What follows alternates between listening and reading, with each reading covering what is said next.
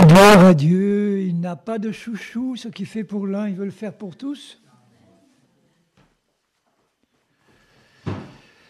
Et dans les situations difficiles, il sera toujours là, pourvu qu'on lui fasse confiance.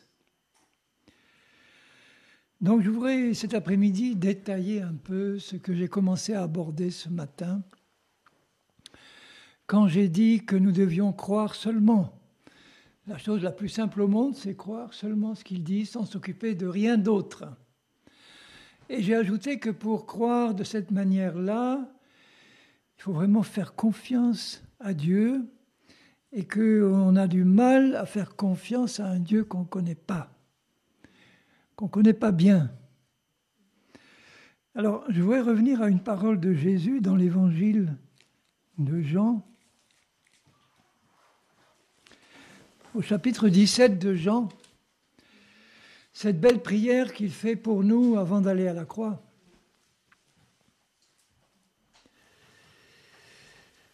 Alors je lirai à partir du verset 1. Après avoir ainsi parlé, Jésus leva les yeux au ciel et dit : « Père, l'heure est venue. Glorifie ton Fils, afin que ton Fils te glorifie, selon que tu lui as donné pouvoir sur toute chair, afin qu'il accorde la vie éternelle à tous ceux que tu lui as donnés. Et nous savons que ce que le Père donne au Fils, ce sont ceux qui ont écouté l'enseignement du Père et qui l'ont reçu. L'enseignement du Père, c'est : est-ce que tu veux connaître la vérité sur toi ? Pourquoi tu es dans ce monde ? Où tu vas après ? Est-ce que tu veux connaître la vérité sur toutes ces questions que tu te poses ? Et ceux qui répondent oui, même s'ils ne connaissent pas Dieu, qui disent : j'aimerais bien connaître la vérité. Pourquoi je suis sur cette terre et qu'est-ce que j'ai à y faire et où je vais après ? Tous les hommes se posent cette question-là. Ceux qui veulent connaître la vraie réponse, Dieu voit leur cœur et il les attire à Jésus, qui est la vérité. C'est comme ça qu'il fait. Qu'il accorde la vie éternelle à tous ceux que tu lui as donnés. Or, la vie éternelle, la vie de Dieu, c'est qu'ils te connaissent, toi, le seul vrai Dieu, et celui que tu as envoyé, Jésus-Christ. Vous voyez, il ne dit pas la vie éternelle, c'est que tes péchés soient pardonnés. Il ne dit pas la vie éternelle, c'est que tu reçoives Jésus comme ton sauveur. Il dit la vie éternelle, c'est qu'ils te connaissent. Tout le reste est inclus. Toi, le seul vrai Dieu, et celui que tu as envoyé, Jésus. Et nous savons que Jésus, Dieu le Fils, c'est par lui que nous devons connaître le Père. C'est lui qui nous introduira au Père. C'est lui qui nous conduit au Père.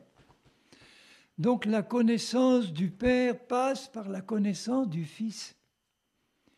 Il a dit lui-même, Jésus, celui qui m'a vu, a vu le Père. Les œuvres que je fais, ce n'est pas moi qui les accomplis, c'est le Père qui les accomplit en moi. Donc quand tu vois Jésus décrit dans la parole, dans les évangiles, dans les épîtres, tout ce qui est dit de Jésus, c'est pour nous révéler ce que le Père est. Tout ce que tu vois Jésus dire et faire, c'est le Père qui se révèle en lui et qui nous montre qui il est. Dans l'Ancien Testament, nous n'avions pas de Dieu une telle révélation. Le Dieu de l'Ancien Testament, c'est le même que le Dieu du Nouveau. Mais il ne se révèle pas pleinement dans l'Ancien Testament comme il s'est révélé en la personne de Jésus. Là, tu vois Dieu tel qu'il est pleinement. Dans l'Ancien Testament, il s'est révélé partiellement, il s'est révélé à la mesure de la possibilité que les hommes avaient à l'époque de recevoir la révélation, c'est-à-dire très limitée. Les Juifs n'étaient pas nés de nouveau parce qu'ils étaient Juifs. les Juifs n'avaient pas la présence de Dieu en eux comme nous l'avons nous. La seule manière d'être né de nouveau et d'avoir accès au salut dans l'Ancienne Alliance, c'était comme pour la Nouvelle, se repentir et croire, non pas en Jésus puisqu'ils ne le connaissaient pas, mais croire dans le vrai Dieu, le Dieu d'Israël, tel qu'il s'était révélé au peuple juif. Nous voyons qu'il y avait des païens comme Ruth, la Moabite, d'autres comme Rahab l'Égyptienne, qui avaient entendu parler du vrai Dieu et qui ont fini par venir vers le vrai Dieu pour l'accepter comme leur Dieu, et Dieu les a acceptés comme son peuple aussi. Donc la vie éternelle, c'est qu'ils te connaissent, toi. Et le verbe connaître en grec, c'est un verbe très fort, très profond. C'est vraiment une fusion. C'est pas avoir entendu parler de Dieu. C'est le connaître de manière intime, personnelle. Intime. Tel qu'il est. Pas tel que Satan essaie de nous le présenter. Pas tel que les religions nous le décrivent. Tel qu'il est. Il doit y avoir dans le cœur de ces enfants, dans notre cœur, le désir de connaître Dieu notre Père tel qu'il est. Et donc de connaître Jésus, son Fils, tel qu'il est aussi. Avant de me convertir, il m'arrivait de lire parfois la Bible. Honnêtement, je n'y comprenais pas grand-chose.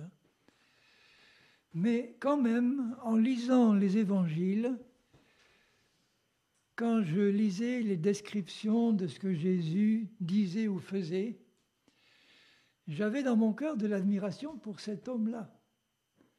Et je me disais, si j'avais vécu à cette époque, j'aurais bien aimé le rencontrer, celui-là. Ce Jésus qui m'est décrit là.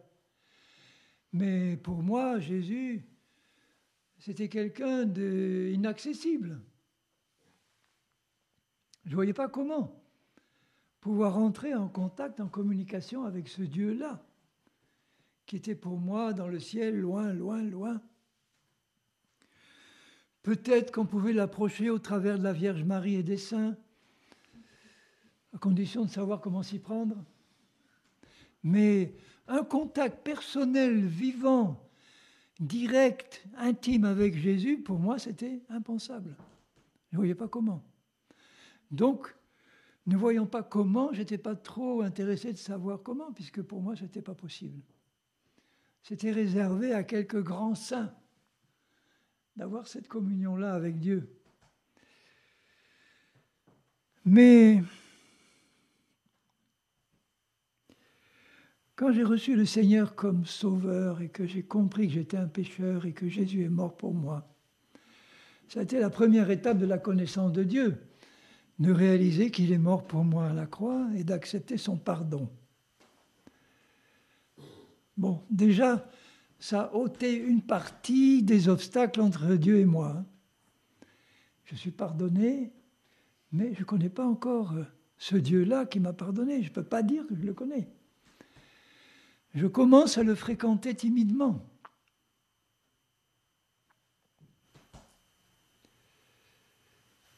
Et la première réaction dans mon cœur, c'était de dire, bon, ben écoute, le seul moyen que tu as de commencer à connaître Dieu, c'est de lire ce qui est écrit dans la Bible à son sujet. Dans le Nouveau Testament, c'est ça qui m'intéressait. L'Ancien, c'était trop compliqué.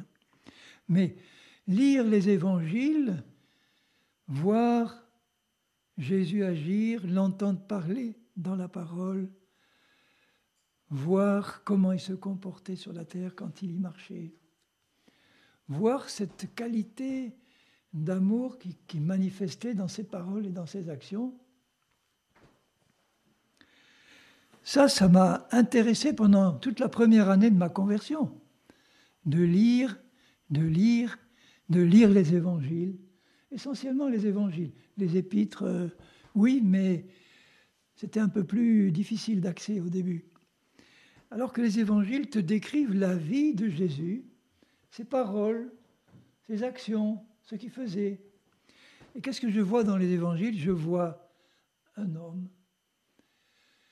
qui assure être le Fils de Dieu, qui assure manifester la vie de son Père au travers de ce qu'il est. Et je commence à découvrir à quel point Dieu est bon. Et ça ne correspondait pas du tout à l'image que j'avais dans ma religion catholique, où pour moi Dieu était un Dieu exigeant, un Dieu difficile d'accès, un Dieu bon, d'accord, mais qu'on ne pouvait pas approcher comme ça. Il fallait passer par des tas de formalités pour pouvoir être admis un peu dans sa présence.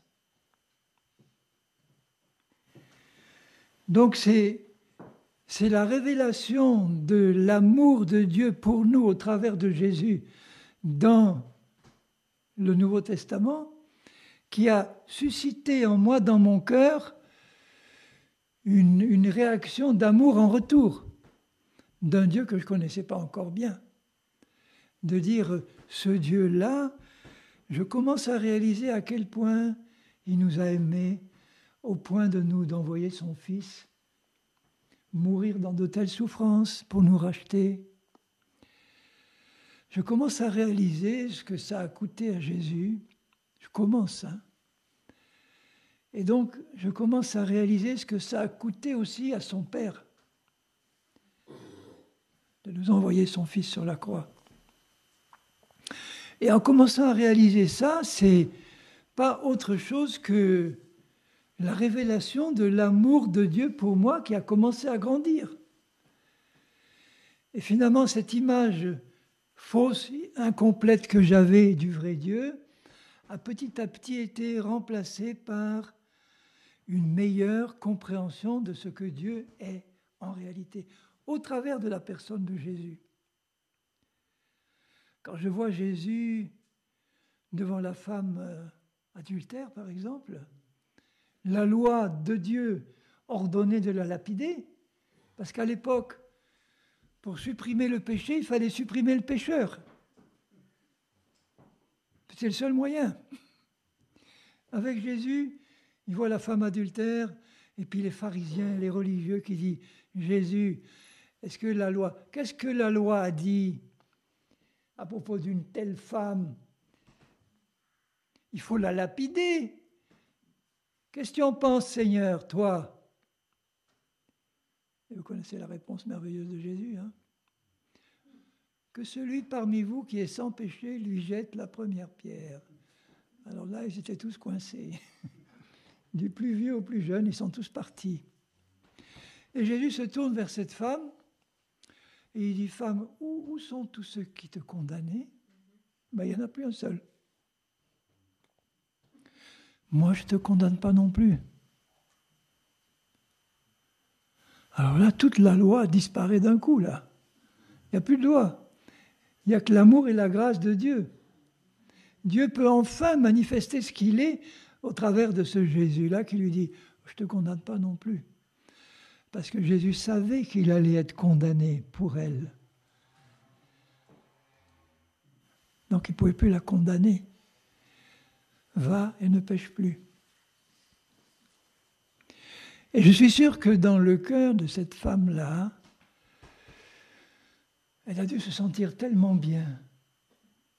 Elle savait qu'elle était condamnée à mort, qu'elle aurait dû être lapidée. Et voilà que tous ceux qui la condamnaient sont partis, et que le seul qui pouvait la condamner ne la condamne pas. Et lui dit « Femme, je ne te condamne pas. » Alors mettez-vous à la place de cette femme, ce qu'elle a dû ressentir dans son cœur. Pensez pas qu'elle a dû avoir de l'amour pour cet homme. Pour elle, c'était sans doute un prophète, un homme. Elle ne s'imaginait pas que c'était Dieu incarné, un prophète. Elle a dû, dans son cœur, avoir de l'amour pour cet homme qui l'a traité de cette manière-là. Pensez à la Samaritaine au puits de Jacob. cette pauvre femme samaritaine qui venait chercher de l'eau en plein midi, au moment le plus chaud. Normalement, on allait chercher de l'eau le matin ou le soir, là où c'était plus calme, tranquille, le soleil était moins brûlant. Pourquoi elle venait? Parce que c'était une femme de mauvaise vie, qui avait eu 5 maris, et celui qu'elle avait maintenant n'était même pas son mari. D'après la loi, elle aurait dû être lapidée pour ça. L'adultère était puni de mort. Et voilà que Jésus, là, tranquillement, lui dit « Femme, donne-moi à boire ». Vous voyez comment Jésus entame tranquillement la conversation avec une femme à laquelle, en tant que juif, il n'aurait même pas dû s'adresser.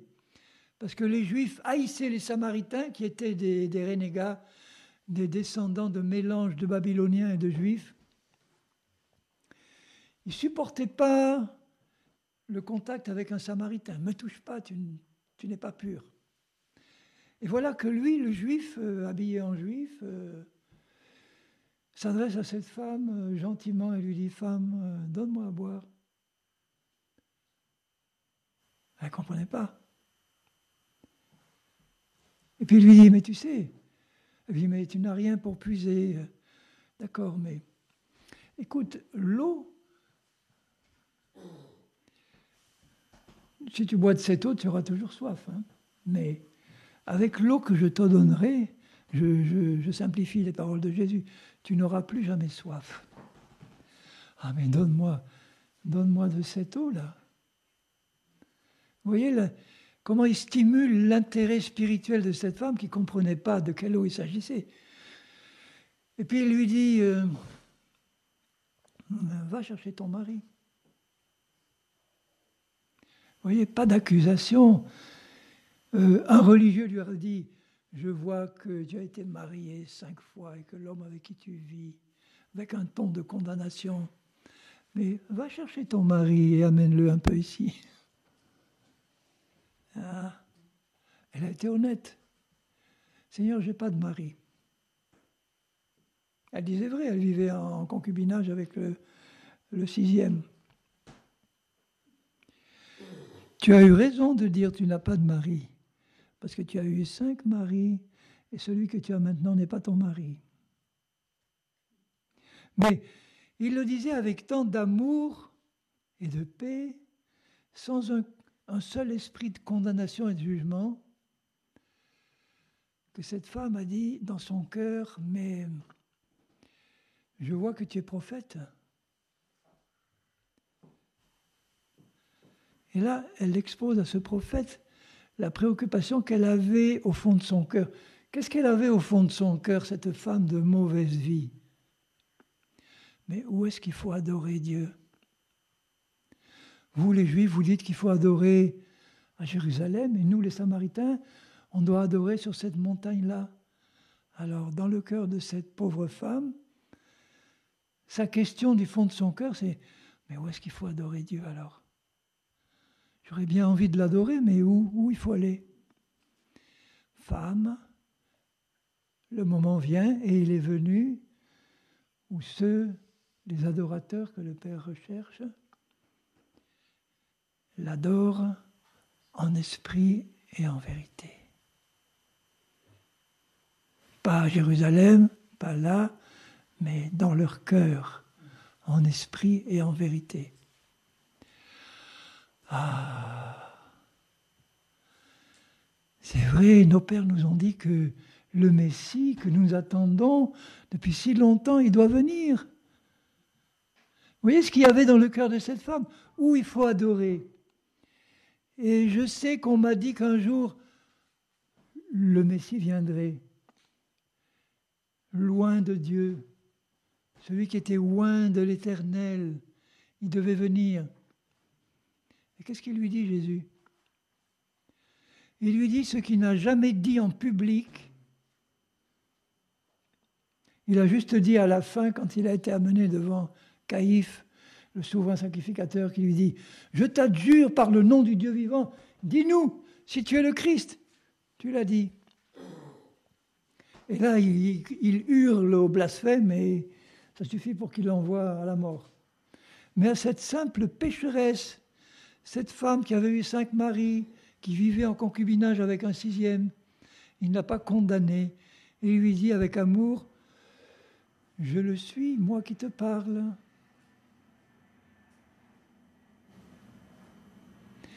Et elle va tout de suite évangéliser son village en disant « Venez l'écouter, lui !» Et après 2 jours en leur présence, ils disent eux-mêmes « Maintenant nous croyons qu'il est le Messie, le Sauveur du monde, non pas parce que tu nous l'as dit, mais parce que nous l'avons entendu nous-mêmes. Nous l'avons connu nous-mêmes. »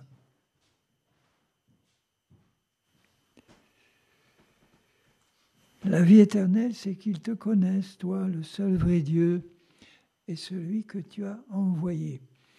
Dans nos cœurs d'enfants de Dieu, notre première préoccupation, mes chéris d'amour, c'est de chercher à connaître personnellement notre Dieu. Avant tout. Alors bien sûr, on le connaît comme j'ai appris à le connaître par la parole. Mais ça ne suffit pas. La parole toute seule ne suffit pas. Elle est nécessaire, mais pas suffisante. Elle est nécessaire parce que sans la parole, vous ne connaissez rien de Dieu. Mais une fois que la parole nous a éclairés, c'est pour nous inciter à nous approcher maintenant d'une manière vivante, personnelle, intime de Dieu, pour chercher à le connaître, lui, dans une relation directe, sans intermédiaire, vivante, personnelle, de chaque instant. Et trop de chrétiens pensent qu'il leur suffit d'étudier la Bible, de prier, d'avoir de la communion fraternelle, de prendre le pain et le vin, de faire tout ce que la Bible demande de faire. Et ils en restent là. Alors, c'est bon tout ça. La vie pratique de l'Église, les 4 piliers de la vie de l'Église, vous le savez, c'est l'enseignement des apôtres, donc notre étude de la parole, la communion fraternelle, celle que nous pouvons avoir là par exemple, le partage du pain, la scène, et les prières. Or, si nous nous contentions de faire que ça ne serait pas suffisant pour une connaissance personnelle de Dieu. Ce seraient des éléments qui nous permettraient de nous approcher, l'étude de la parole, la prière, etc. Mais le but final de tout ça devrait être dans nos vies, je veux te connaître, toi, le seul vrai Dieu, et celui que tu as envoyé, ou je veux te connaître, Jésus, parce qu'en te connaissant, je connais le Père, puisque le Père il s'est manifesté au travers de toi, et tout ce que tu es, le Père l'est aussi. Donc notre démarche vers le Père passe par Jésus, avec le Saint-Esprit, et notre connaissance de Jésus nous conduit à la connaissance du Père. Mais qu'est-ce que nous connaissons personnellement de Jésus dans notre relation intime avec lui? Est-ce qu'on le vit? Est-ce qu'on cherche à le vivre? C'est-à-dire qu'on sait que Dieu habite en nous. Jésus a dit, celui qui m'aime, il garde ma parole. Celui qui m'aime, il sera aimé de mon Père. Nous viendrons à lui et nous ferons notre demeure chez lui. Chez lui, ça ne veut pas dire dans ton appartement, ça veut dire là, dans la demeure qui est notre corps, qui est le temple du Saint-Esprit, et notre esprit régénéré, c'est le lieu très saint de la présence de Dieu en nous. Donc, la Bible nous dit, et il ajoute aussi le Seigneur Jésus, le Saint-Esprit, après ma résurrection, va venir et il va vous remplir et il sera en vous. Maintenant, il est avec vous, il sera en vous. Donc, nous tous maintenant, fils et filles de Dieu de la Nouvelle Alliance, nous avons en nous, en permanence, Dieu le Père, le Fils Jésus et le Saint-Esprit. En permanence.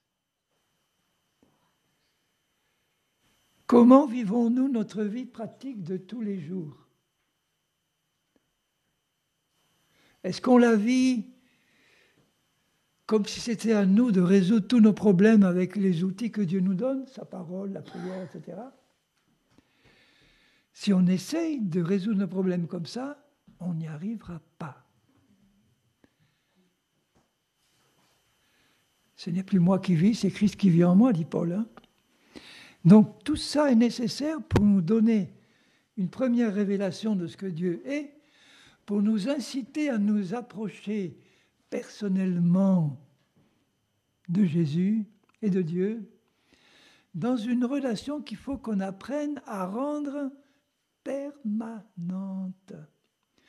Pas dans notre culte du matin, on passe 1 heure ou une demi-heure avec Jésus, on a fait ce qu'il fallait, et puis ensuite, le reste de la journée, on se débrouille tout seul avec ce qu'il nous a donné, sa parole, ses promesses. Et Jésus, il n'est pas là pour régler nos problèmes avec nous. Sauf si vraiment ça devient si grave qu'il faut hurler et crier à lui, alors là. Mais il veut nous introduire dans une vie de communion permanente avec lui. 24 heures sur 24, 365 jours sur 365. C'est-à-dire que je dois apprendre à garder la conscience que le Dieu qui m'aime est en moi, Père, Fils, Saint-Esprit, et qu'il veut se révéler à moi tel qu'il est. S'il ne voulait pas, je n'aurais aucune chance d'essayer de le connaître. Mais puisqu'il dit, la vie éternelle, c'est qu'il te connaisse, toi et le seul vrai Dieu, toi le seul vrai Dieu, et celui que tu as envoyé. Donc, si Dieu veut que tous les hommes soient sauvés, il veut que tous les hommes le connaissent. Il veut se révéler.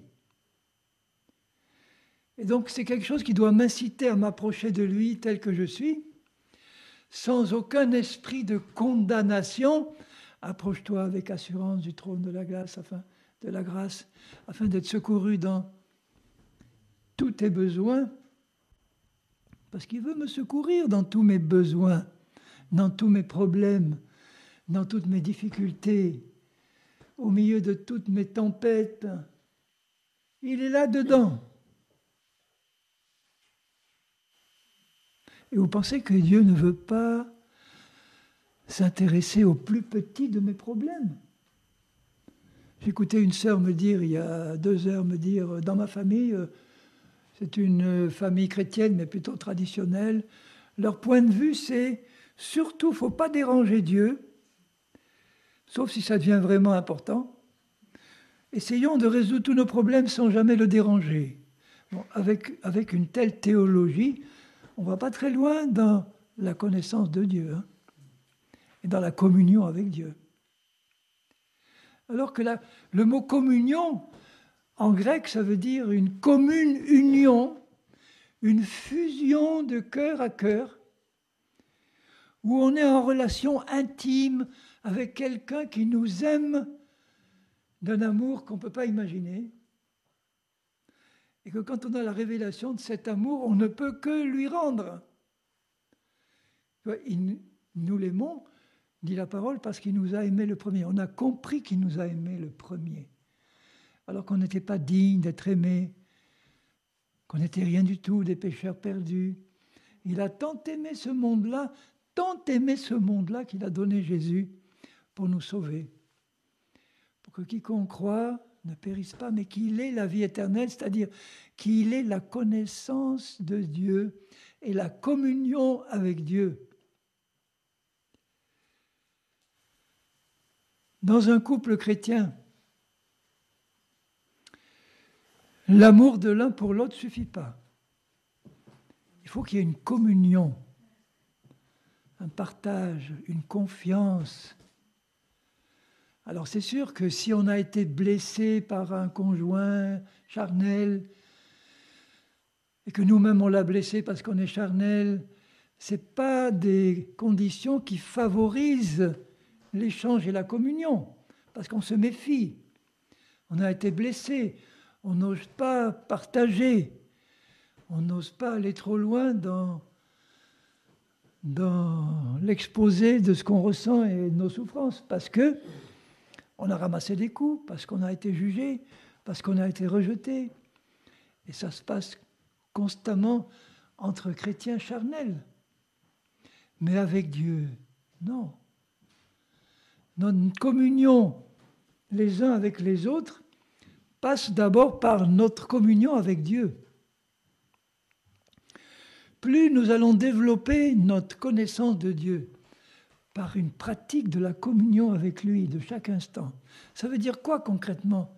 Ça veut dire lui parler de tout et de rien. Lui parler de chaque problème qu'on peut avoir, que ce soit dans mes relations avec les autres, que ce soit au travail, que ce soit dans mes contacts dans l'église, n'importe. Tous les problèmes que nous avons, Jésus attend qu'on les partage avec lui parce qu'il aime échanger avec nous. Et il est le seul avec qui on peut partager, mais sans aucune retenue, sans crainte d'être jugé, condamné ou rejeté. Ça, c'est le diable qui nous empêche de nous approcher de Dieu de cette manière-là, parce qu'on craint la mauvaise manière. On craint un Dieu qui va me condamner, me rejeter, me juger, parce qu'on a tellement été condamné, rejeté et jugé dans le monde ou dans l'image fausse qu'on pouvait avoir de Dieu, que finalement on se retrouve tout seul avec un Dieu qui est loin. On sait qu'il nous a sauvés, qu'il nous aime, mais on n'est pas en communion constante avec lui, dans une communion confiante en son amour. Dieu ne peut pas t'imposer des choses injustes. Il ne peut pas mettre sur toi des fardeaux que tu ne peux pas porter. Ça, c'est une fausse image de Dieu. Ah, je crains que Dieu il m'oblige à faire ça. Ah, et si Dieu... Oh, mais je ne peux pas imaginer que Dieu me mette dans telle situation, mais ça va être épouvantable. Je ne peux pas supporter cette idée qu'il me demande d'aller là ou de faire ça. Parce que tu n'as pas encore une connaissance du Dieu vivant tel qu'il est. Tout ce qu'il va te demander, c'est inspiré par un pur amour pour ton bien. Tu n'as rien à craindre de Dieu, de ce Dieu-là. Tu as tout à lui donner, tout à lui confier, tout à décharger sur lui. Déchargez-vous sur lui de tous vos soucis. Car lui-même prend soin de toi. Et nous, on tourne en rond en essayant de régler nos problèmes par nous-mêmes, par nos propres forces. Et ça ne marche pas. Alors que quand on donne tout à Jésus, c'est pas pour ça qu'on va rester passif à rien faire, non. Il va nous associer à sa solution, il va travailler avec nous. Mais au moins, on lui confie le bébé, on lui confie le fardeau. Tu lui confies ta sœur, tu lui confies ton frère, tu lui confies ton fils, ta fille. Ton frère, ta sœur, fait tous les fardeaux que tu peux avoir, mais ne les garde pas sur toi. Décharge-toi sur lui de tous tes fardeaux et ne les reprends pas. Laisse-lui entre ses mains et il s'en occupe. Et tu t'attends donc au meilleur. Et si tu as encore des difficultés à comprendre comment, parle-lui. Présente-lui tous tes problèmes. Seigneur, j'ai du mal à croire simplement. Le frère, il expliquait ce matin, crois simplement, c'est facile. Ah. Seigneur, j'ai du mal à croire simplement, mais dis-lui, j'ai du mal, aide-moi à croire simplement comme ça. Aide-moi à comprendre tout ce qui peut bloquer dans mon cœur cette foi toute simple que tu me demandes d'avoir en ta parole. Aide-moi, toi qui vois parfaitement tous les recoins de mon cœur, Tu vois tout ce qu'il peut y avoir comme doute, comme crainte, comme fausse conception, comme fausse idée, comme mensonge de l'ennemi. Mais je sais que je peux m'approcher de toi tel que je suis et tout partager avec toi. Seigneur, je t'ouvre mon cœur. Regarde là dans les moindres coins. Moi, je ne peux pas voir là au fond. Regarde. Aide-moi à enlever du fond de mon cœur tout ce que tu vois qui n'est pas bon. Aide-moi à comprendre ce que je n'ai pas compris. Partage tes problèmes.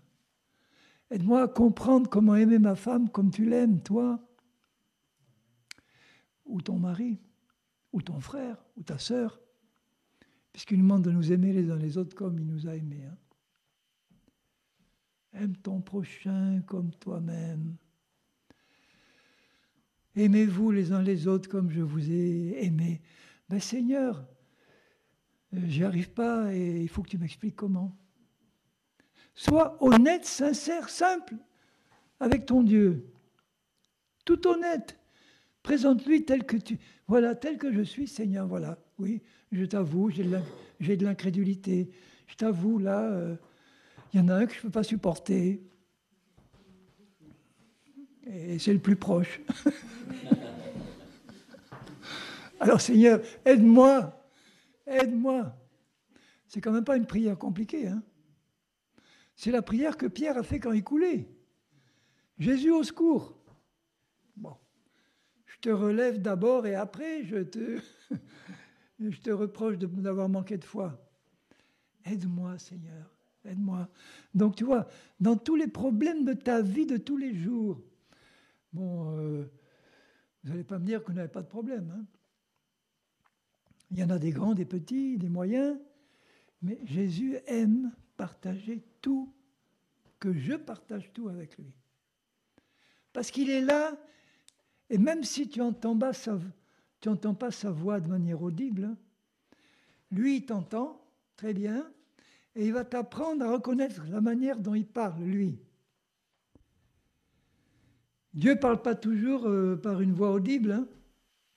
Bon, il nous parle par sa parole, mais il nous apprend à reconnaître de quelle manière, à l'intérieur là, quelque part, il nous parle par son esprit. Et le plus souvent, c'est en nous envoyant sa pensée, une pensée qui vient de lui, une conviction qui vient de lui, une révélation qui vient de lui, une solution qui vient de lui. Il dit, Seigneur, je ne vois pas. J'ai pas de solution. Seigneur, je ne vois pas. Mais je sais que tu en as une. Alors je te fais confiance et tu vas me montrer quoi? Tu vas me montrer comment? J'ai cette confiance en toi. Pourquoi? Parce que le peu que je connais de toi me prouve à quel point tu m'as aimé. Qu'est-ce qui nous prouve à quel point il nous a aimés? C'est la croix. C'est le sommet de l'amour de Dieu. Parce que tout a été réglé là. Comme j'expliquais ce matin, c'est là que nos péchés ont été pardonnés. C'est là que je suis devenu une nouvelle créature. C'est là qu'il a pris mes maladies, la malédiction, tout. Il a tout pris par amour pour moi. Donc c'est là, dans la révélation de la croix, que je comprends à quel point j'ai été et je suis aimé. Dans ce chapitre 17 de Jean,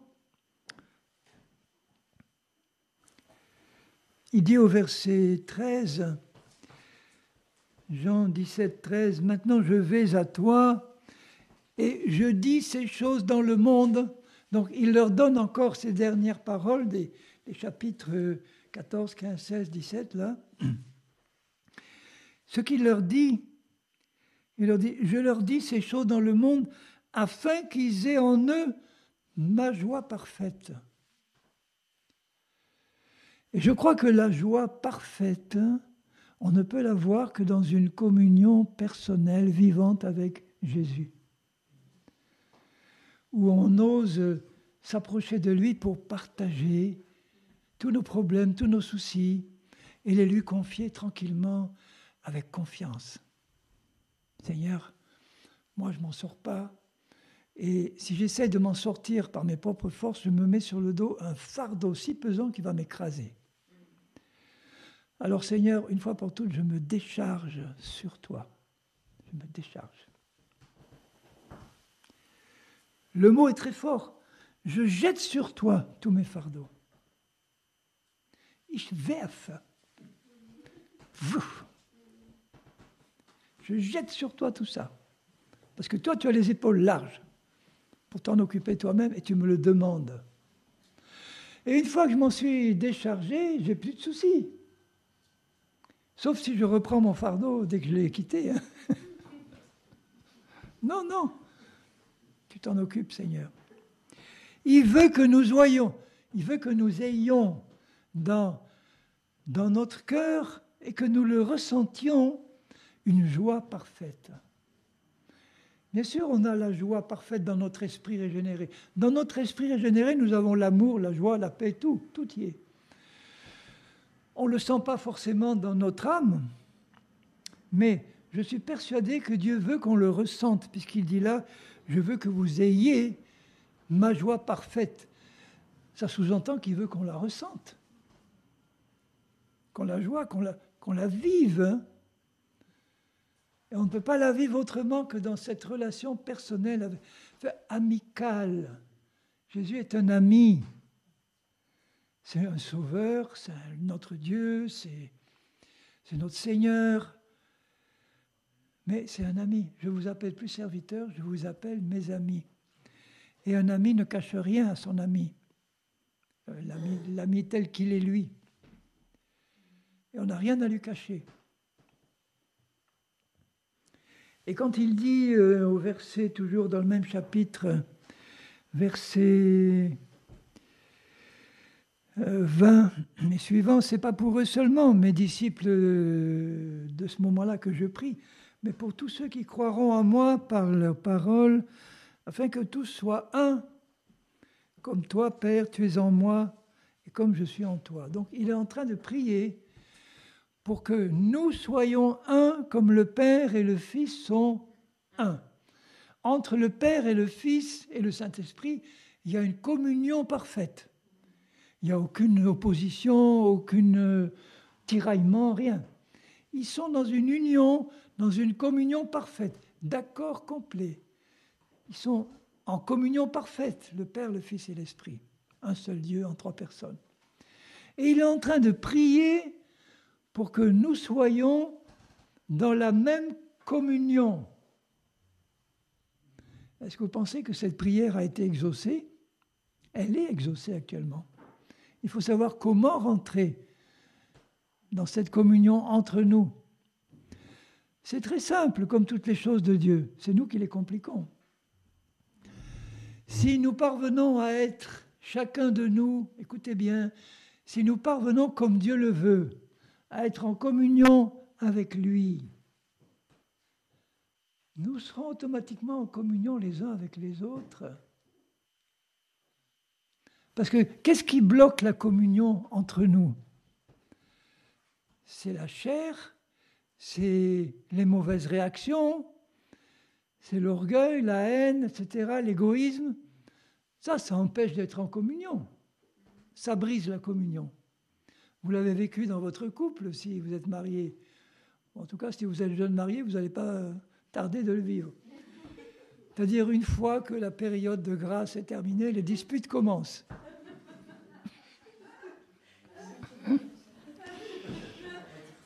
Ah, le prince charmant que j'avais n'est pas aussi charmant que je le pensais. Mais est-ce que vous avez remarqué, que ce soit dans le couple ou ailleurs, vous êtes en bonne entente, tout va bien, il y a la paix, vous êtes bien, et puis il y a une dispute. Vous ne sentez pas tout de suite que la communion, elle est brisée? Il n'y a plus de communion. Il faut se réconcilier, s'humilier s'il le faut, et là, la communion revient. On est à nouveau unis.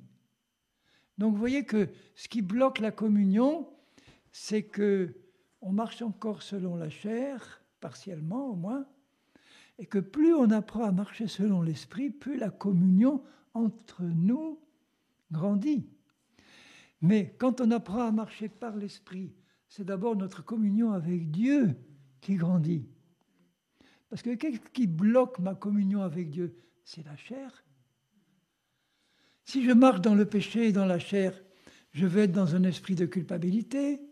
Le diable va en profiter pour me dire regarde comme tu es, tu t'imagines que tu peux avoir une vie avec ton Dieu.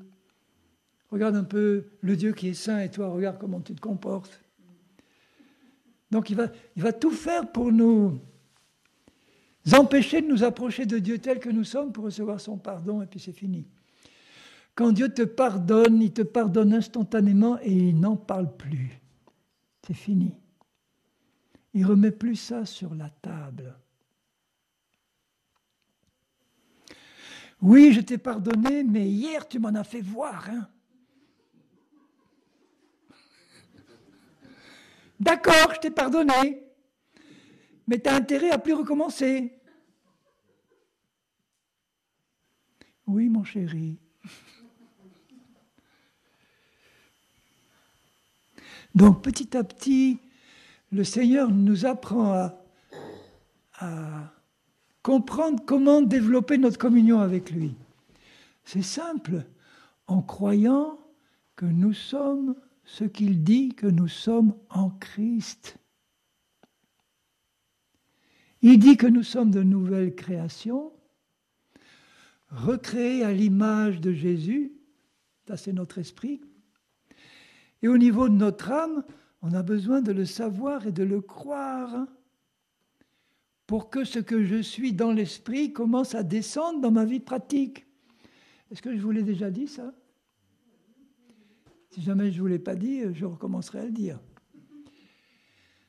Donc plus je comprends quelle est mon identité nouvelle en Christ, pas ce que tu es maintenant en tant que personne dans ta personnalité de tous les jours, qui n'est pas encore parfaite, qui a encore besoin d'être transformée, mais dans ce que Jésus a fait de toi, dans la nouvelle personne que tu es dans l'esprit. Cette personne-là, elle est comme Jésus. Cette personne-là, elle est déjà en communion dans l'esprit parfaite avec Dieu. Alors c'est bête de passer à côté de ça. C'est déjà accompli. La personne nouvelle que je suis, c'est le lieu très saint de la présence du Père, du Fils et du Saint-Esprit en moi. Ils vivent, ils sont descendus dans mon esprit régénéré. Parce qu'il a fallu qu'ils recréent mon esprit pour refaire une habitation digne d'eux. C'est pour ça qu'il m'a recréé à neuf dans mon esprit, un esprit semblable à lui en tout point, en justice et en sainteté. Et quand je le sais et quand je le crois, c'est comme si je m'installe par la foi dans cette position-là. Et j'ai besoin de le prier en disant « Seigneur, il faut que tu m'expliques, que tu me révèles bien ce que tu as fait en me recréant à ton image dans mon esprit, parce que je veux que ce soit ma vraie personne qui se manifeste là dans ma vie pratique, là, ici, sur cette terre-là. » Et je commence à entrer en communion avec Dieu en comprenant ce qu'il a fait de moi dans ma nouvelle identité en Christ et en l'acceptant par la foi. Il n'y a aucune condamnation pour ceux qui sont en Jésus-Christ, qui marchent non selon la chair, mais selon l'esprit. Mon esprit, aucune condamnation sur lui, puisqu'il est recréé à neuf, à l'image de Jésus. Donc si je m'y installe par la foi et que je ne l'oublie pas tout au long de la journée, qui je suis en Christ, qu'est-ce qu'il a fait de moi en tant que nouvelle créature? Il n'y a que ça qui l'intéresse, le Seigneur. Ce que je suis encore dans la vie pratique, ça ne l'intéresse pas. Il faudrait que je croie que je suis la personne qu'il a créée, qui existe dedans. Et comment la faire sortir de sa carcasse charnelle, cette graine magnifique qu'il a plantée dedans, en croyant que je suis celui qu'il dit ou celle qu'il dit que je suis. C'est ça le plus dur. Parce que Dans notre vie pratique, on a une image souvent tellement négative de ce qu'on est, à cause de ce qu'on peut vivre encore dans la chair, et des accusations du diable, et de tout notre passé de péché. Le diable est là en disant, regarde comment tu es. J'ai dit, mais diable, tu as une mauvaise vue. Regarde-toi comment je suis en Christ. Voilà comment je suis en Christ, une nouvelle personne. Et Seigneur, j'ose le croire parce que cette personne-là, elle existe vraiment. Et donc je m'identifie par la foi. Et j'ai besoin de demander à Dieu qu'il m'aide à le comprendre, à le croire et à ne jamais l'oublier. Donc un chrétien qui sait qui il est dans sa nouvelle personne, qui le croit, tant qu'il est dans cette position de foi-là, il ne peut pas laisser la chair le contrôler à ce moment-là. C'est l'esprit, c'est la loi de l'esprit de vie qui le contrôle. Et il va se comporter alors comme il est dedans. Et là, il est en parfaite communion avec son Dieu.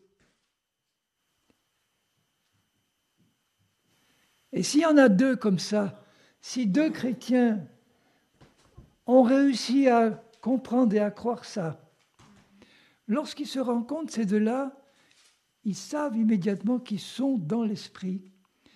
Et ils sont immédiatement en communion spirituelle sans avoir dit un mot. Parce qu'ils sont tous les deux dans l'esprit. Et le Saint-Esprit en lui et le Saint-Esprit en moi, c'est lui qui cimente cette communion-là. Je sais que je n'ai pas besoin d'échanger pendant une demi-heure avec un frère ou une sœur pour commencer à me dire, tiens, tu entres dans la communion. Parce que ce n'est pas ce type de communion-là. Ce n'est pas en échangeant des informations pour voir si elles sont communes qu'on va être en communion. C'est dans l'esprit. Je vois que tu es dans l'esprit parce que tu crois, je sais que tu crois que tu es la personne que Jésus a recréée dedans. Tu as réussi au niveau de ton âme à le croire, à le comprendre, parce que c'est écrit là, et à le croire. Et là, en le croyant, tu libères la loi de l'esprit de vie en Christ qui a rendu Paul vainqueur sur la chair. Vous vous rappelez qu'à la fin de Romains 7, il dit « J'arrive pas à faire le bien que je voudrais faire. J'arrive pas à pas faire le mal que je veux pas faire. » Et tout de suite après, il dit au début du chapitre 8, « La loi de l'esprit de vie en Jésus-Christ m'a libéré de la loi du péché et de la mort qui est dans la chair. » Il a su comment déclencher une loi plus puissante que la loi de la chair, simplement en croyant qu'il est la personne nouvelle que Dieu dit qu'il a cru. C'est comme ça qu'il a eu la victoire sur la chair. Et tant qu'on n'oublie pas cette victoire-là, on marche par l'esprit. Et on est en communion. Je regarde avec vous. Non, avant de passer à ce que je voulais relire juste au chapitre 17, ce verset-là, à la suite du verset 22, « Je leur ai donné la gloire que tu m'as donnée afin qu'ils soient un comme nous sommes un, moi en eux et toi en moi, afin qu'ils soient parfaitement un. » Concrètement, hein, pas seulement dans l'esprit. « Et que le monde connaisse. » Alors, comment le monde qui ne connaît pas Dieu va connaître quoi ? Que le monde connaisse que tu m'as envoyé. Le monde va connaître que Dieu a envoyé Jésus en voyant les chrétiens spirituels être unis dans l'esprit. Parce que c'est quelque chose d'impossible dans le monde. Le monde, il n'est que dans la division, dans les problèmes, les animosités, les disputes, les haines. Donc quand le monde voit deux chrétiens dans l'esprit, en communion, alors là, il dit, alors ça, on n'a jamais vu ça. Là, il y a quelque chose de surnaturel. Et qu'ils comprennent, que le monde connaisse que tu m'as envoyé, et qu'ils connaissent que tu les as aimés comme tu m'as aimé. Vous vous rendez compte ? Il faut que le monde connaisse ça. À plus forte raison, nous. Est-ce que nous connaissons, est-ce que nous savons que Dieu le Père nous aime personnellement exactement comme il aime Jésus? Quand tu sais ça, tu n'as pas de crainte à t'approcher de Dieu. Que Dieu le Père, il t'aime comme il aime Jésus. Tu vois bien que son amour pour toi ne dépend pas de tes performances, ne dépend pas de tes bonnes actions. Simplement parce qu'il est amour, et il aime même les perdus exactement comme il aime Jésus son Fils. Hein. Donc ses propres enfants, qui nous a aimés comme tu m'as aimé. Ah, merci Seigneur. Je le vois écrit, je le crois. Et c'est bon. Tu m'as aimé. Donc ça m'encourage à m'approcher de toi tel que je suis maintenant. Pour te dire, papa bien-aimé, je réalise que tu le dis là, tu m'aimes comme tu aimes Jésus. Cet amour-là m'incite à m'approcher de toi pour te demander de l'aide. J'ai besoin d'avoir une révélation plus profonde de cet amour-là. J'ai besoin de vivre avec toi dans une relation plus directe, plus personnelle de chaque instant. Aide-moi, Seigneur. Sois sincère, dis-lui. Il ne va pas te juger et te condamner si tu n'es pas encore capable de vivre dans cet amour-là. Il va t'aider. Il va se révéler. Dans la première épître de Jean,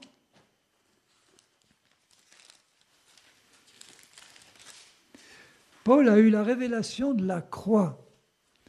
Jean a la révélation de l'amour. Et les deux vont ensemble, hein, puisque l'amour a été manifesté à la croix. Dans première épître de Jean,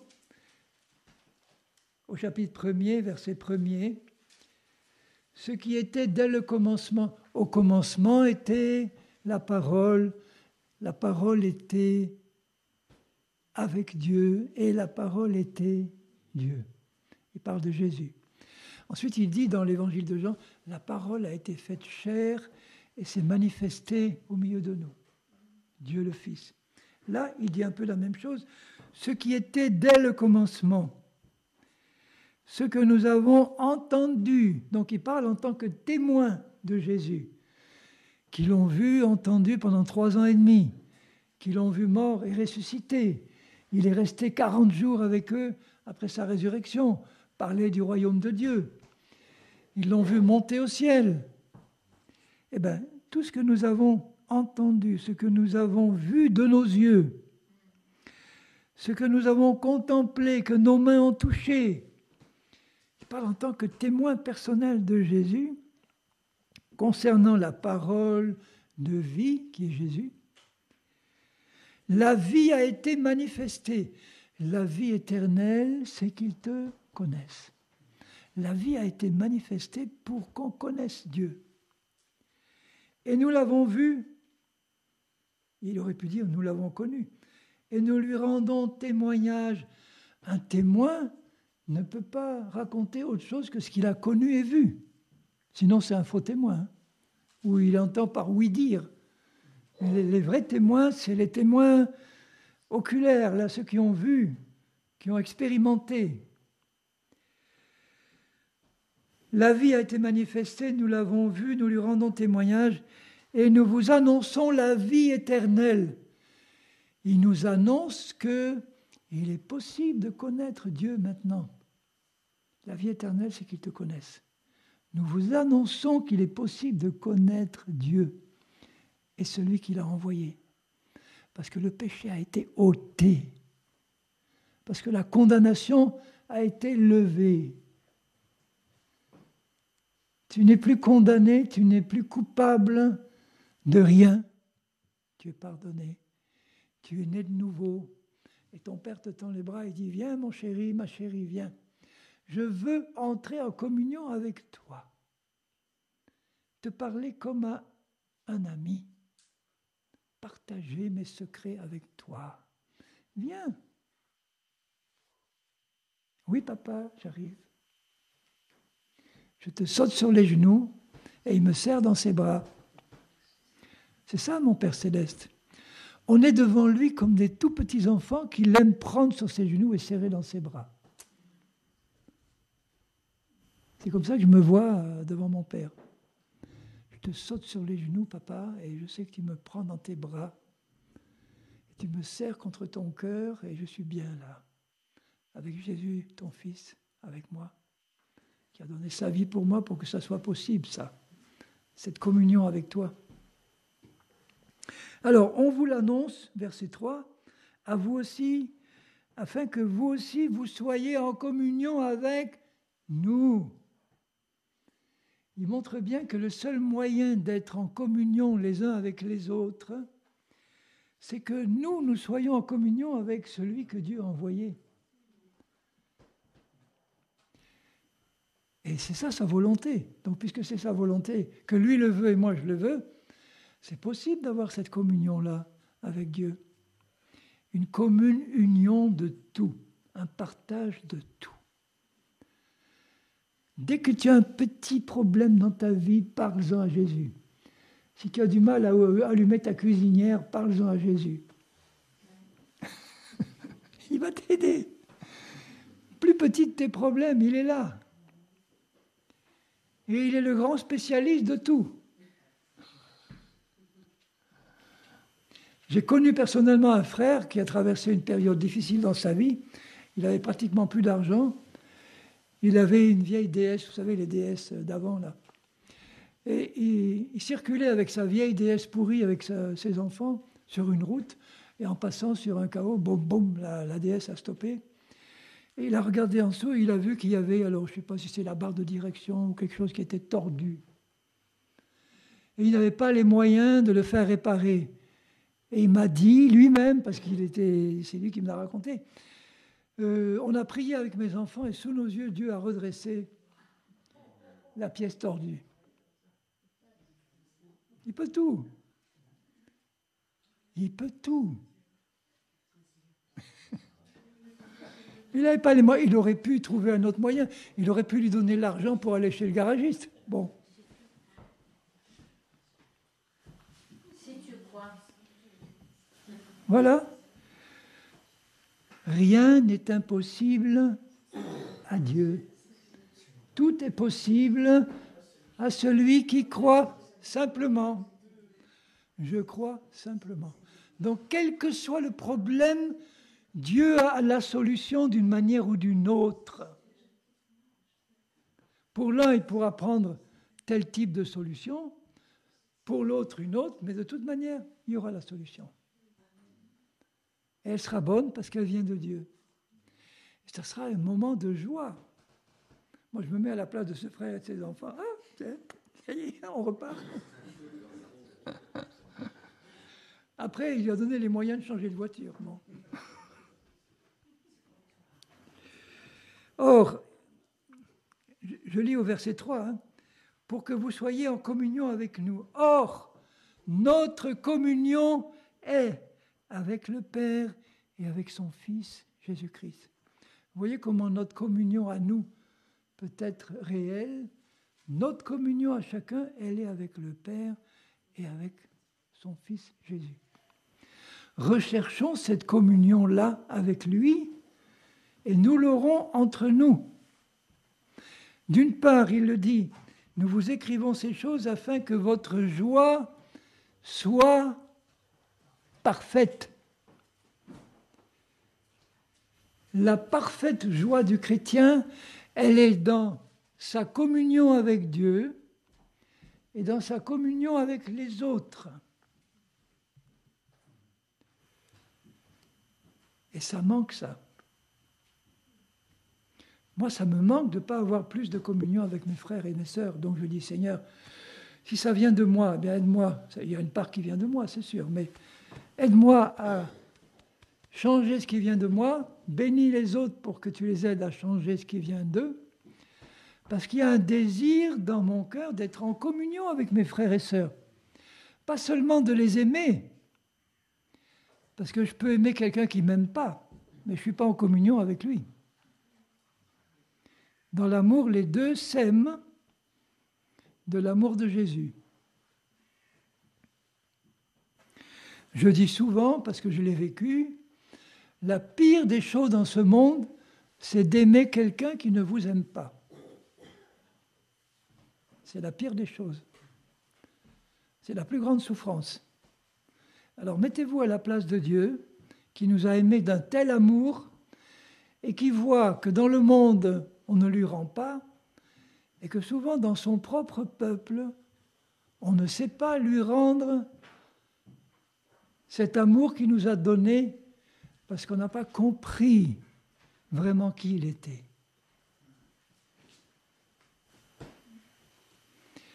Nous l'aimons parce qu'il nous a aimés le premier.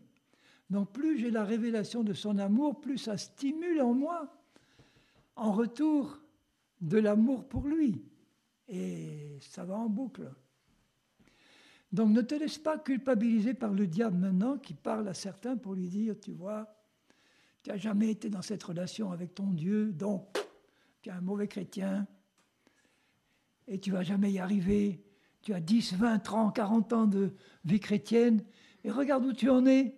Tu n'as jamais réussi à avoir de communion avec ton Dieu et tu imagines que tu vas y arriver maintenant. Mais oui, menteur, je vais y arriver maintenant. Amen. Parce que j'ai compris que lui veut être en communion avec moi. Mais est-ce que vous vous rendez compte de la grâce que représente cette attitude du cœur de Dieu, où lui, l'Éternel, le tout suffisant, il se suffit lui-même, mais dans le cœur de Dieu, il y a comme un manque si on n'est pas en communion avec lui. Il désire être en communion avec moi. Il désire ma compagnie. Pas seulement il désire que je sois en sa présence et en sa compagnie, mais Dieu le Tout-Puissant désire ta compagnie. Désire passer toute son existence, toute ton existence avec lui, en communion. Ça lui donne une joie parfaite, ça. La joie parfaite de Dieu, c'est quand il voit qu'on a compris à quel point il nous aime, à quel point il cherche notre communion. Et quand je sais que Dieu cherche ma communion, ça m'encourage à me jeter dans ses bras en disant « Ah, merci pour cette grâce, maintenant, aide-moi à entrer dans cette communion avec toi. » Et comment il va le faire? En me débarrassant de tout esprit de condamnation, de culpabilité, d'effort personnel. J'ai rien d'autre à faire, pas d'effort personnel, surtout pas de jeûne de 40 jours pour... Non, pas des programmes d'études bibliques annuelles. Non, rien. Simplement, tu t'approches de lui tel qu'il est, tel que tu es. Tu lui ouvres ton cœur et dis, Seigneur, j'ai compris que tu veux être en communion avec moi et moi aussi. Alors je te laisse me conduire par ton esprit dans cette communion-là que toi tu recherches tellement avec moi. Bien plus que moi au départ. Vous réalisez que Dieu cherche ta communion? Mais qu'est-ce qu'on a apporté à Dieu quand on réfléchit? On dit, mais de quoi il aurait besoin de moi? Eh bien, de ton amour.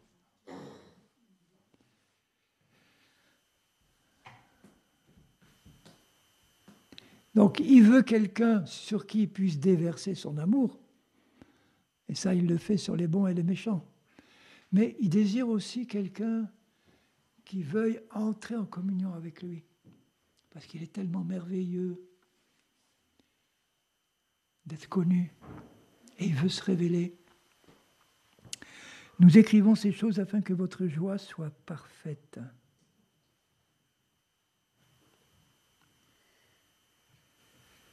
Et tout le reste de cet épître développe cette même idée. Dieu est amour.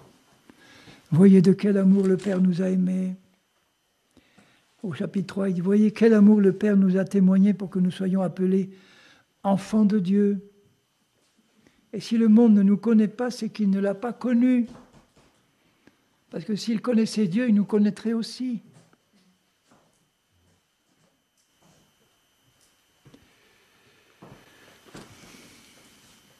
Alors, papa, qu'est-ce que tu veux que je leur dise encore à tes chéris, là? eh ben, que tu les aimes. Je sens l'Esprit de Dieu en moi me dire, rappelle-leur encore une fois que je les aime. Redis-leur que je les aime d'un amour éternel, que je ne les juge pas, que je ne les condamne pas. Il y en a qui sont mariés 5 fois, 6 fois, mais bon, je vais les aider à régler leur vie, mais je ne les condamne pas, je ne les juge pas. Il y en a qui fument encore, qui se droguent encore, pas vous, mais bon. Mais Dieu ne les condamne pas, il va les aider à en sortir. Il va les aider.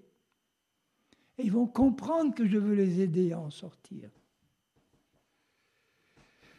Mais ce que je voudrais que tu leur rappelles en premier, c'est que je veux les aider à entrer avec moi dans une relation personnelle vivante de chaque instant, où ils vont pouvoir partager avec moi tous leurs problèmes sans crainte. Et ils vont voir dans leur vie de quelle manière je vais intervenir pour les résoudre avec eux, ces problèmes-là. Parce que je veux que mes enfants soient parfaitement heureux, remplis de mon amour, de ma joie, de ma paix, de ma connaissance. Je veux me révéler à eux. Je veux leur rappeler qu'ils peuvent s'approcher de moi sans crainte. Approche-toi de lui sans crainte. Il t'aime tel que tu es et il veut résoudre avec toi tous tes problèmes qui sont déjà résolus en Christ. Alors Seigneur, je crois qu'ils ont compris ce que j'ai répété. Et je veux en rester là. Mais on va prier un moment ensemble. Seigneur, ma prière, c'est que par ton Saint-Esprit, tu rendes dans les cœurs qui ont écouté ce message ta parole vivante. Rends vivant dans les cœurs ta parole, Seigneur.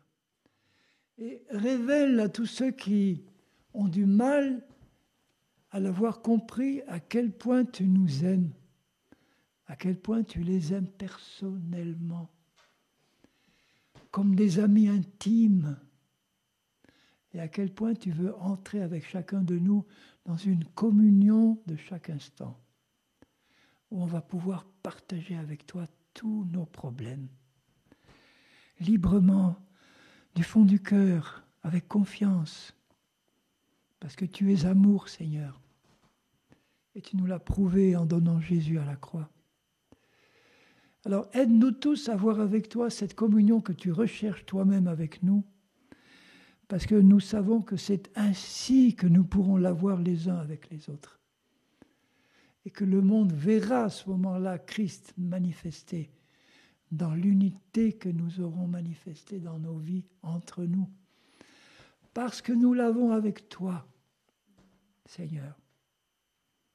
Et je sais que ça a été ta prière dans Jean 17, que ton Père t'a exaucé, et que tu nous y conduis maintenant par ton esprit, et je sais que ton épouse qui va être enlevée, elle est en train de vivre cette communion-là avec son Dieu, à la développer, et à la vivre dans son sein, les uns avec les autres.